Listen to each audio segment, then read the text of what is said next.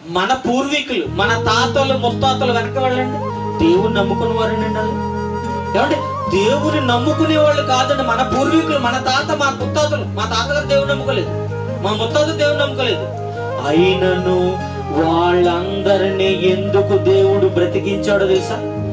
రాబోయే తరము, నా కొరకు బ్రతికే తరము పుట్టబోతోంది అనుకుని మనందరి కొరకు వాళ్ళని బ్రతికించాడు. ప్రేమ వల్ల పెళ్లికి ముందే మా నాన్నగారు చనిపోతే నేను ఎక్కడ ఉంటాను? మీ నాన్నగారు చనిపోతే మీరు ఎక్కడ ఉంటారు? వాళ్ళ తాత చనిపోతే మీరు ఎక్కడ ఉంటారు? వాళ్ళ నాన్నగారు చనిపోతే మనం ఎక్కడ ఉంటాం? కానీ సజీవంగా వాళ్ళని బ్రతికించి మనము భూమి మీదకి రావడానికి కారణమైనటువంటి వాళ్ళని ఎందుకు బ్రతికించాడు తెలుసా? తరాలలో, రాబోయే తరాలలో నా కొరకు బ్రతికే పిల్లలు పుడుతున్నారు, పుడతారు అని దేవుడు వాళ్ళని సజీవంగా ఉంచాడు.